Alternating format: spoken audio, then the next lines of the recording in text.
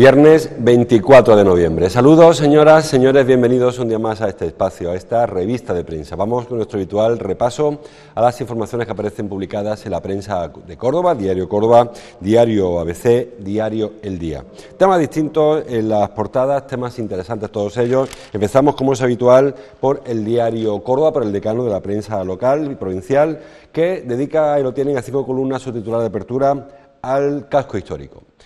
Córdoba, dice, busca freno al éxodo vecinal de su casco histórico. Turismo, Urbanismo y Vincorsa crean un grupo de trabajo. Se pretende limitar los alojamientos turísticos en zonas saturadas como la Judería o la Ajerquía Norte. Bueno, es un tema del que ya vienen hablando y denunciando los colectivos sociales, las asociaciones vecinales, y es el éxodo, la huida de la población del casco histórico hacia otras zonas, con otras ventajas, otros inconvenientes también, lógicamente, que están haciendo que la población envejezca o incluso abandone su domicilio. Si pasean sobre todo por la Ajerquía Norte, verán que hay muchas viviendas abandonadas, desocupadas, porque, como les digo, son barrios con algunas limitaciones en su accesibilidad, en su movilidad, son viviendas antiguas que necesitan una restauración, una remodelación, y muchos vecinos prefieren dejar su casa e irse a zonas de expansión. Eso en cuanto a la Ajerquía Norte. En el caso de la Judería, el problema viene por la ocupación turística, más que por el abandono.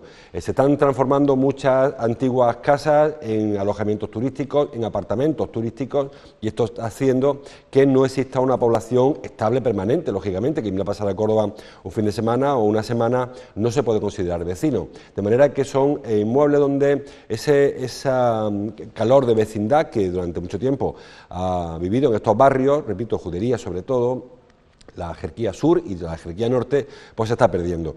El Ayuntamiento ha creado una comisión entre Turismo, Urbanismo y Vincorsa, las áreas más afectadas, para intentar frenar el éxodo. ¿Cómo se frena el éxodo? Bueno, pues hay varias fórmulas que se están estudiando para aplicar modelos de otras ciudades que también ha ocurrido en otras ocasiones. Ocurrió en Sevilla con su casco histórico, que quedó prácticamente abandonado, y a otras ciudades como Barcelona, que también ha puesto límites a la ocupación turística, o Mallorca también, Palma de Mallorca, la ocupación turística de su casco histórico y en este caso patrimonial. Pues ahora habrá que consensuarlo no solamente con estas áreas, Turismo, Urbanismo y Vincorsa, sino con el resto de grupos políticos municipales y también, como no, con la ciudadanía, porque supone limitaciones a la actividad. Si ahora se limita, por ejemplo, el tema del alojamiento turístico, pues claro, habrá que plantearlo de alguna manera. Ya ha dicho el Ayuntamiento que no pretende demonizar la actividad del alojamiento turístico. Córdoba no está saturada en este sentido. Creo que he leído por ahí que son 500 viviendas turísticas las que hay en Córdoba. No son demasiadas en comparación con lo que hemos visto en otras ciudades. Pero así es cierto que si la dinámica va hacia ahí, encontraremos que habrá zonas, en la Judería sobre todo, donde todos sean apartamentos turísticos, hotelitos o apartamentos. Y claro, eso, como les digo, pues resta dinamismo a la vecindad, al vecindario, que es quizá el hecho singular que tiene nuestro casco histórico con respecto a otros cascos históricos. No sé, por ejemplo, Córdoba con respecto a Toledo, en Toledo vive muy poca gente en el casco histórico, casi todos son establecimientos dedicados al turismo. En Córdoba, afortunadamente aún, pues hay zonas muy amplias con vecinos. El problema fundamental es el envejecimiento de la población. La gente joven pues prefiere irse a zonas, como le digo, de expansión, donde encuentra más espacio, más facilidad para el acceso, para el aparcamiento, las piscinas, zonas verdes, etcétera, y las calles históricas de Córdoba pues se quedan o con muchas casas abandonadas o con muchas casas ocupadas por alojamientos turísticos. Así que mejor trabajar antes de que no haya marcha atrás y se pueda recuperar el casco histórico vivo, que es lo que siempre ha caracterizado a nuestro centro cultural patrimonial, que además es lo que le da, repito, la riqueza.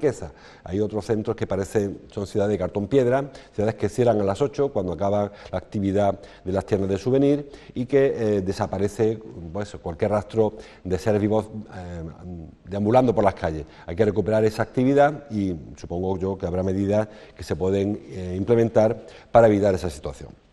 El diario El Día habla de la Universidad 5 columnas en su portada.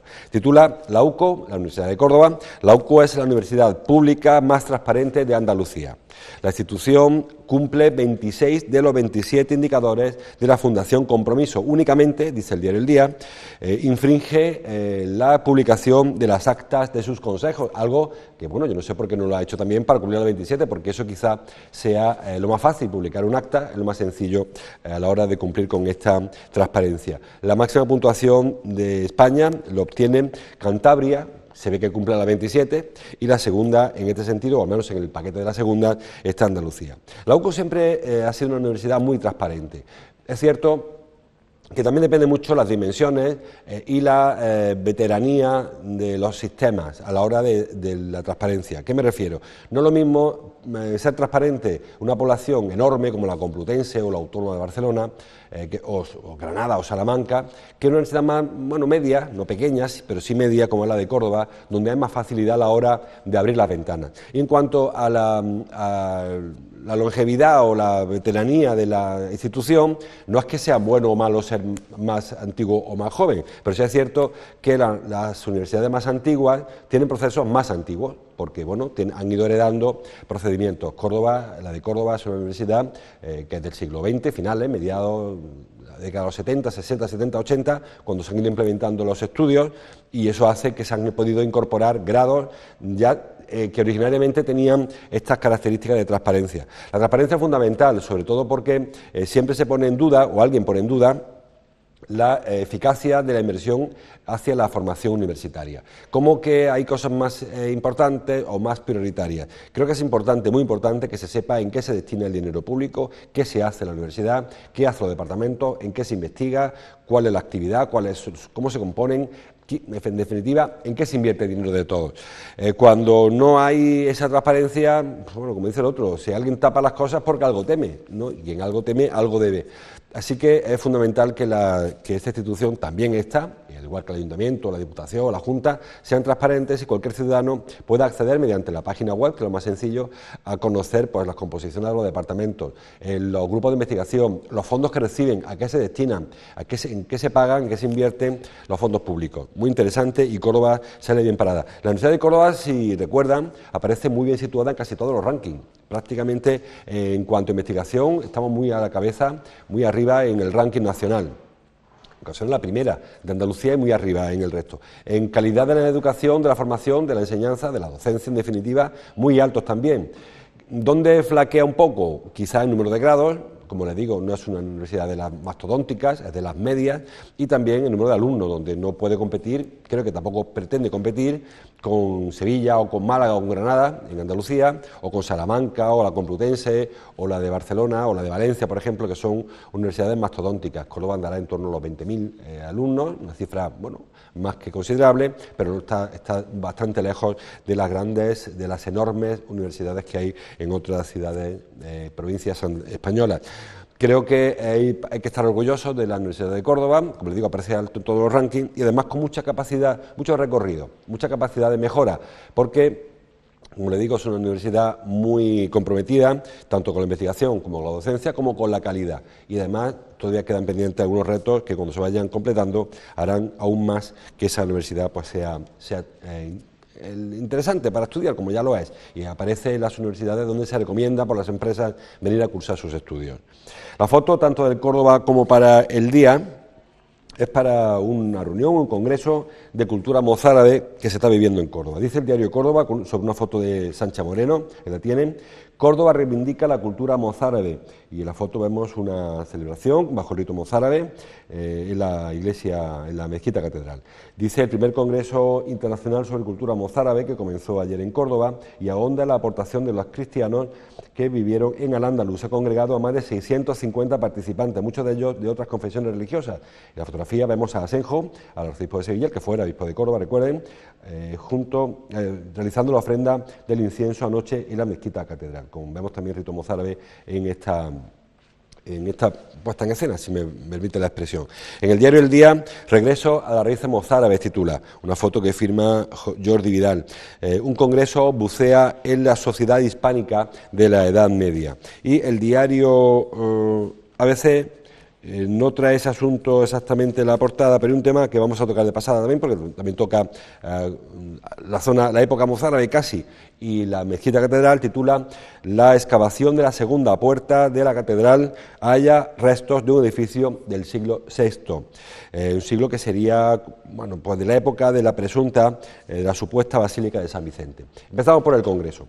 Bueno, pues como dicen los periódicos, ayer comenzó en Córdoba este primer Congreso Internacional de Cultura Mozárabe. Bueno, saben que los mozárabes eran los cristianos que convivieron con los musulmanes, de religión me refiero, durante el periodo musulmán de Al-Ándalus, de España, de Córdoba también. Yo siempre he querido dejar claro este asunto. Tanto los musulmanes como los mozárabes como los cristianos, todos ellos eran españoles, todos ellos eran cordobeses. Tenemos quizá una sensación colectiva, una percepción de que en Córdoba, en la Córdoba musulmana, la Córdoba omeya, convivían dos razas, los autóctonos y los que vinieron a invadir. Claro, eso ocurrió los primeros 50, 60, 100 años. A partir de esa época, todos eran ya cordobeses, porque Abderramán III, el primero no, pero sí el tercero, nació en Córdoba, hijo de padres cordobeses, y sus hijos eran cordobeses. Almanzor nació en Andalucía. Quiero decir que la sensación es como que llegase un musulmán, llegaba de Arabia a ocupar un territorio. Repito que eso ocurriría, seguro, ocurrió al principio de la invasión musulmana. A partir de los siguientes 50, 60, 80 años ya hubo nativos, nacidos, musulmanes o cristianos. Durante el periodo de religión mayoritaria musulmana, repito, de andaluces, con cultura musulmana, religión musulmana, hubo cristianos que prefirieron mantener la religión, bien porque bueno, tenían esa fe, esa religión, o bien por tradición familiar, o la razón que fuera, porque había también razones económicas. Y fueron llamados mozárabes. Se mantuvo durante mucho tiempo el culto cristiano bajo el rito mozárabe, además, al mismo tiempo que el rito musulmán, que era la religión mayoritaria o estatal, porque las crónicas hablan de que durante los primeros años o siglos de la ocupación, la mayoría de la población era cristiana, hasta el 90% de los primeros años, porque vinieron muy pocos invasores. Luego, como les digo, bueno, por cuestión económica había que pagar unos impuestos para poder profesar religión distinta a la musulmana, pues hubo muchas personas que se convirtieron y que se pasaron a otra religión. Pero el culto mozárabe se mantuvo todo el tiempo hasta los últimos años de Al-Ándalus, donde sí que es cierto que fueron expulsados, fue prohibida la religión cristiana, en la época ya más oscura de la etapa musulmana, y entonces solamente se mantuvo la fe del Islam, ¿no? Pero el rito mozárabe se mantuvo en Córdoba también, y en otras provincias, por ejemplo Toledo, que fue también bastante potente. Ahí había un arzobispado de la época musulmana. Recuperar aquellos ritos, la cultura, las tradiciones mozárabes ha sido durante mucho tiempo un empeño de la Iglesia, porque es la continuidad de la fe católica, en la que había antes de los musulmanes y a la que hubo después de los musulmanes, del cristianismo. Y bueno, pues la Iglesia siempre se ha esmerado en demostrar que la etapa musulmana fue un paréntesis, mientras que la etapa cristiana es la que da continuidad a nuestra cultura, a nuestra religión. Bueno, pues con este argumento probablemente se está celebrando en Córdoba este Congreso de Cultura Mozárabe, que me parece muy interesante, tanto por sus efectos religiosos, muchos, pero también por su carácter, faceta cultural. La cultura mozárabe se aparta de la cultura islámica, básicamente porque la religión islámica, como saben, prohíben determinadas representaciones iconográficas que no lo prohíbe la cultura cristiana. Es decir, que mientras que en la mezquita catedral, en la época de la mezquita, no se podían colocar ninguna figura, bueno, ninguna figura humana o animal, en la mozárabe sí, se seguía representando pues a los iconos o ídolos, si quieren, con todo el respeto, de la cultura cristiana. De hecho, saben que en Andalucía, que es una región muy mariana, de un culto a la Virgen, a la Madre Tierra, si quieren el origen, y luego a las vírgenes, pues se mantuvo esa iconografía mariana, que quizás dé explicación a la aparición luego con el tiempo de la Virgen de la Fuensanta o de la Virgen de la Salud, que aparecían en hornacinas, en lugares semiescondidos, donde se mantenían durante la época más oscura, como les digo, los cultos mozárabes durante la ocupación de la religión musulmana. Que yo siempre lo digo, no fueron extraños los que estaban en Córdoba en el siglo XII, eran cordobeses, Córdoba religión, pero tan cordobeses como los que profesaban el rito mozárabe o los judíos que también estaban lógicamente viviendo en Córdoba. Bueno, pues un congreso muy interesante del que supongo se extraerán consecuencias y conclusiones muy interesantes. El otro aspecto al que le decía que trae a veces es que continúa la polémica en torno a la apertura de la segunda puerta de acceso del patio de los Naranjos al interior de la mezquita catedral. Saben que cuando se retiró la puerta para facilitar el acceso a las cofradías, ya salió a la luz que había dificultades en la cimentación. ¿Por qué? Pues porque, lógicamente, la cimentación actual de la mezquita catedral no es la original. Había una cimentación de otra manera. Parece que incluso no había solería en la mezquita original, y cuando luego se colocaron las losas de mármol que hay actualmente, hubo que colocarlas sobre la antigua solería. Eso ha hecho que al desmontar, como le digo, la puerta de Rafael de la Hoz, pues hubiera dificultades a la hora de instalar una nueva puerta. Ahora, en esta excavación, aparecen restos de un edificio, presuntamente, digo, porque todavía no está aceptado unánimemente por la arqueología, del siglo VI. Que incluso dice la crónica de ABC que por su orientación y por su estructura podía corresponder con la antigua Basílica de San Vicente.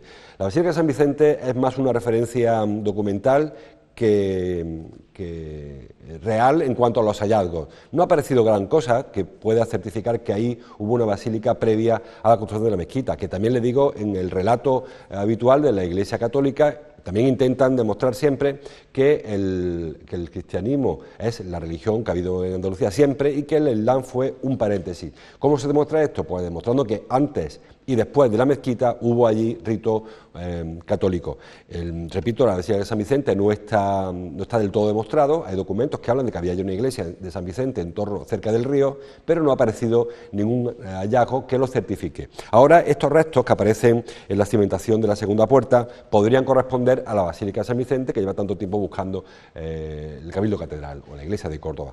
Han aparecido en la mezquita, o se ha excavado, ha aparecido solería antigua, calzada antigua, ha aparecido un sótano, pero nada hace confirmar que eso sea la basílica. A lo mejor ahora sí, bueno, pues si ahora es que sí, pues habrá que incorporar a la riqueza patrimonial de la mezquita catedral también la incorporación, ya sí, sé que se demostrará, de una basílica preislámica. Llamarla cristiana, bueno, no se sabe si era cristiana, si era arriana, era visigoda, bueno, habrá que ver cuando vaya avanzando la investigación, si es que puede avanzar, porque en la zona en la que han aparecido estos restos, no sé si son susceptibles de ser muy o poco investigados. La única foto que me falta es la del diario ABC, que se marcha hasta Argentina. La portada de ABC me refiero, dice un entrecomillado: están todos muertos, sus jefes nos mintieron. Como sospecharán, responde a la tragedia del Ara San Juan, de este submarino argentino, que bueno, todo apunta a que no va a volver a emerger y que tuvo un problema hace bastante tiempo. Dicen los familiares que las autoridades militares argentinas conocían el accidente hace tiempo y estaban intentando, bueno, pues buscar un milagro cuando ellos sospechaban ya que se produjo una explosión en el interior del submarino que le hizo irse al fondo y no poder emerger.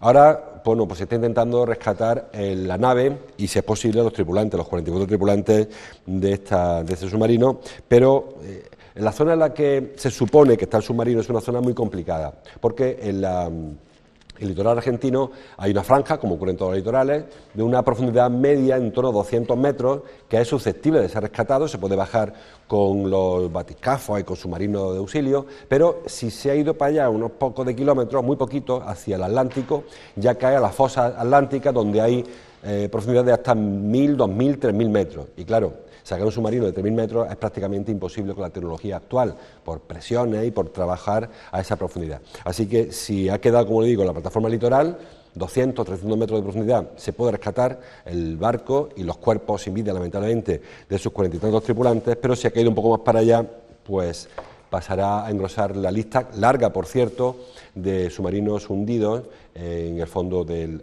este caso, Atlántico, y otros que están también en el Pacífico. Vamos con los sumarios. No hay mucha cosa local en los periódicos. El diario Córdoba, por ejemplo, trae un cintillo en la parte alta que habla de Sadeco. 2.200 solicitudes, dice, para 12 plazas en Sadeco. La empresa municipal sigue recibiendo muchas peticiones para cubrir puestos fijos de peor limpiador. Bueno, saben que hay un problema en Córdoba de desempleo histórico, saben que es muy apetecible trabajar en una empresa pública como Sadeco y ha hecho falta solo que se abra la ventanilla para que haya colas, las habrán visto, se han pasado por Medina Zara, de personas que están interesadas en trabajar en la empresa pública de limpieza. Lamentablemente son solo 12 plazas y son 2.500 prácticamente las solicitudes que se han presentado ya. No sé cuándo acaba el plazo, pero probablemente sean aún más, repito, solo para 12 plazas. Ojalá, estoy convencido que la intención de SADICO sea contratar a más gente, pero son 12 las plazas de peor limpiador las que se van a cubrir, y haga la cuenta y sale que hay una solicitud, o sea, hay 200 solicitudes para cada plaza, algo, bueno, pues que hace que las probabilidades de que te toque, aunque aquí evidentemente no es un sorteo, pero sí que son menores cuanta más gente, lógicamente, pues se presenta a esa plaza. Más cosas. Dice el diario El Día, vamos a lo local primero, el precio de la vivienda nueva sigue en ascenso y crece un 3,3%. Bueno, hemos hablado mucho de este asunto. En el año 2008-2009 la burbuja inmobiliaria estalló, los precios de la vivienda alcanzaron cantidades que eran insospechadas una década antes y cayeron en picado. Lógicamente, cuando revienta un globo, pues saben que los trocitos caen al suelo. Ahora se está reequilibrando el precio de la vivienda. ¿Hasta qué punto? Bueno, ya hay expertos que aseguran que ya estamos por encima del precio real de la vivienda, o sea que estamos creando una nueva burbuja inmobiliaria. ¿Hasta el punto de que explote de nuevo? Bueno, pues esperemos que haya más sentido común en este caso y que deje de inflarse los precios. Sube en Córdoba más que en otras provincias, probablemente porque la bajada fue mayor, la explosión de la burbuja fue más dramática en el sentido de la caída en picado de los precios. Cuestión de reequilibrio, cuestión de oferta-demanda. Saben que los bancos dan muy poco interés por el dinero que se tenga depositado allí. Las personas que tienen fondos para invertir no ven tampoco en el oro un refugio interesante, jugar en bolsa es arriesgado. Una vivienda o un local comercial, bueno, pues parece que es más seguro. Quien tenga unos ahorrillos, que tenga 50, 60, 80.000 euros, 100.000 euros, se compra un piso o un local, lo tiene guardado, se lo come y encima se puede alquilar o vender en caso de necesidad. Bueno, pues esa especulación inmobiliaria hizo que hasta el 2008 los precios se dispararan con cantidades que eran insospechadas y luego cayeran. Ahora se está recuperando y ojalá que sepamos frenar a tiempo antes de que ocurra otra crisis inmobiliaria que provoque otro parón en la construcción y de nuevo el desempleo, en fin, las consecuencias que ya conocemos. Dice el diario El Día que el comercio pone todas sus esperanzas en el Black Friday, que como saben se celebra hoy, que es Friday, que es viernes, pero que lleva toda la semana con grandísimas rebajas. He oído esta mañana en la radio que curiosamente hay más rebajas del Black Friday en España que en Estados Unidos o en algunos sitios, a lo mejor probablemente no en las grandes zonas comerciales, pero decía un comentarista de no sé qué tal radio que dio esta mañana que en su pueblo donde él vive hay un par de cartelitos de rebajas del 5 o 10% y se acabó, y en España hemos visto que hay empresas que tiran la casa por la ventana. Hay un problema quizá de fondo en esto del Black Friday, como ocurre con la Shopping Night, como ocurre con las rebajas de verano, como ocurre con las compras navideñas. Y es que en las empresas, los comercios, se están habituando a vender a rachas, a arreones que decimos aquí, ¿no? Durante toda la semana las tiendas están desiertas, cuando llega el referente todo el mundo compra en esa fecha, con lo cual hay problemas de abastecimiento, de atención al consumidor, al cliente, etcétera, etcétera. Yo no sé si la liberalización de la rebaja de este tipo de ofertas es conveniente o no, pero lo cierto es que obligan al pequeño comerciante a vender a veces por debajo del coste, porque si no se queda fuera del negocio, y además, como les digo, obliga a ir a reones. Durante mucho tiempo las empresas de estas de comercio tienen 5 o 6 empleados y de pronto necesitan 15, personas que durante el resto del año pues están en su casa esperando que les llamen. Creo que sería más interesante consolidar una temporada amplia de ventas y no tirar, como ocurre ahora, pues de ventas de fin de semana, luego la venta navideña o las rebajas que vamos, o la Shopping Night, Ahí, cuando oímos cifras de las ventas de este tipo de eventos comerciales nos asustamos, porque claro, si vendes el 20% de tu compra-venta en la tienda en verano, otro 20% en Navidad, otro 10% en la shopping, otro 10% en la Black Friday, ¿qué vende el resto del año? No le queda más porcentaje para vender. Creo que habría que intentar recuperar un poco la normalidad y bueno, pues equilibrar este tipo de ofertas, saldos y gangas, ¿no? Y sobre todo recuerden, las ofertas del Black Friday, de la Shopping Night, de la que sea, no merman la calidad de los productos ni merman los derechos de los consumidores. Si una tienda acepta el pago con tarjeta, lo acepta siempre, en rebajas, con gangas, con saldos, con shopping, con Friday, con lo que sea. Si acepta devoluciones de productos, la acepta siempre. Si el cambio es por ticket, lo que sea, es siempre. No se reduce la calidad ni los derechos de los consumidores, algo que a veces se nos olvida o que se le olvida al comerciante que coloca un cartelón allí, no hay devoluciones durante tal sitio. Perdone, si hay devoluciones algún día, hay devoluciones siempre. Más cosas. Dice que la Diputación se compromete a impulsar el parque agroalimentario, hablamos de que la de la frontera. Bueno, yo esto de los parques me parece que es una gran iniciativa, pero me parece que al mismo tiempo que es importante que se creen parques temáticos, si quieren, industriales, también lo es que no se abandonen. ¿Por qué digo esto? Porque tenemos en Córdoba varios casos, el Parque Tecnológico de la 21, donde no hay nada de tecnología, el parque logístico de distribución que iba a construirse en la carretera de Palma del Río, hay un par de naves grandes de mensajería y poquito más, pero creo que no solamente basta con poner suelo, con poner 2 carreteras y poner farolas, hay que luego acompañar este proyecto, incentivar a las empresas que se instalen y garantizar una viabilidad, porque si no, creo que estamos solamente llenando nuestro municipio de suelo industrial, que ya hay mucho campo, como dice el otro, y muy fácil urbanizar una zona, una parcela, colocar 3 farolas, una carretera y decir esto es un parque tecnológico, un parque agroalimentario, un parque de lo que sea. Hemos visto cómo se han ido cerrando durante la crisis el centro logístico de la madera, del textil, o si no se han cerrado, sí que han perdido mucho de su potencialidad. El parque joyero de Córdoba está a medio gas, el consorcio de joyería está prácticamente resuelto. Creo que estas cosas no bastan con ponerlas en marcha, sino con garantizar que sea luego viable, y no siempre se hace todo el recorrido, ¿no?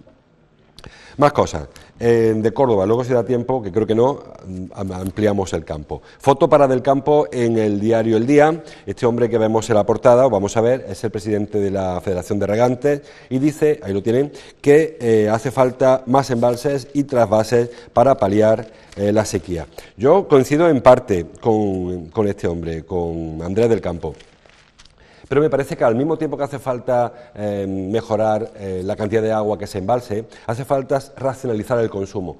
El agua no es infinita, el agua se va a acabar siempre. Si en Córdoba hay ahora mismo 20 embalses, podemos construir 40 embalses, pero le garantizo que se acabarán también agotando si seguimos regándolo todo y sin poner límites ni al consumo doméstico, que es el menor, por cierto, ni al industrial. Los embalses de Córdoba se dedican al riego fundamentalmente, al riego en el campo. Si hay más embalses, va a haber más riego. Eso es la ley de Murphy. Y si hubiera menos embalses, habría menos riego. No quiero decir que no rieguen. Evidentemente, una explotación agrícola es más interesante, más rentable en regadío que en secano. Pero, bueno, cuando yo era pequeño, el olivar era de secano y había aceitunas también, había muchas aceitunas. Ahora todo el mundo riega el olivar, con lo cual, cuanto más embalses se construyan, pues más olivar va a haber. Yo creo que habrá que racionalizar y entender todos que el agua es un bien escaso y que no es un chicle, eso no se estira y que hasta los chicles se acaban rompiendo. Me parece que habría que implementar medidas de ahorro, de consumo sostenible y de concienciación. Al final todo se queda en que cerremos el grifo al lavarnos los dientes. Mire usted, lo que consume una familia en comparación a lo que consume una hectárea de regadío es una infinidad, es una infinitesimal cantidad. Me parece que hay que volcarse hacia otras prácticas de contención en el gasto del agua, más que echar la culpa a quien se ducha y se enjabona con la ducha abierta, que repito, si se ahorra uno eso, pues se lo ahorra, pero que eso es lo que echa un periquito de estos del césped, del club de golf de no sé dónde, en un ratito. O sea, que tampoco vayamos a culpabilizar a quien no tiene culpa. Hay consumos mucho más sostenibles, más razonables, y a lo mejor no hace falta tanto regadío o tanto campo de golf o tanta urbanización y tanta piscina. Si ustedes ven una foto de Córdoba del Google Maps, verán que es azul, sobre todo en zonas de Córdoba, en la Brillante y algunas parcelaciones, que es todo azul. Todo el mundo tiene su piscina, que está muy bien, muy fresquito, pero luego no nos escandalicemos cuando nos dicen que igual nos cortan el agua, porque el consumo tiene que ser sostenible.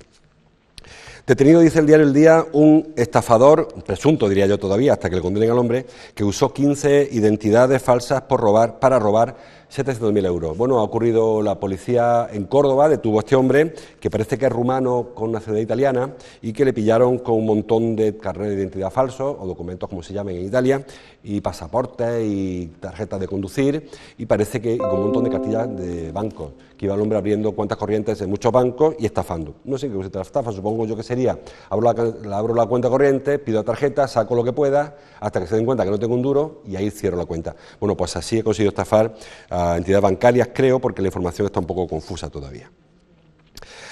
Para ir terminando, ahora sí que no me he ido de hora. La Junta, dice el diario El Día, necesita 3.300 millones más para financiar sus servicios. Bueno, esto de la Federación Autonómica es un debate que nos va a llevar a un problema. Y digo esto porque al final todo el mundo coincide en que hay que dar más dinero a todo el mundo, más a los vascos, porque tienen su cupo más a los catalanes, porque si no se enfadan, más a los valencianos, que están infrafinanciados, más a Andalucía, que tiene servicios sin costear, y claro, cuando vea todo esto, Rioja pedirá más, Castilla y León pedirá más, Extremadura también. Con lo cual, el reparto va a ser complicado, porque si tenemos 10 y hay que repartirlo, para que uno pille algo más de lo que tiene, hay que quitárselo a alguien, ¿no?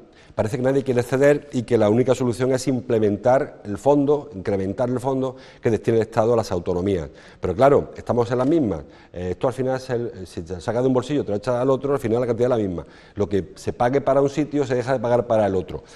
¿Cómo se arreglaría? Pues habrá que ver cuál es el criterio de reparto.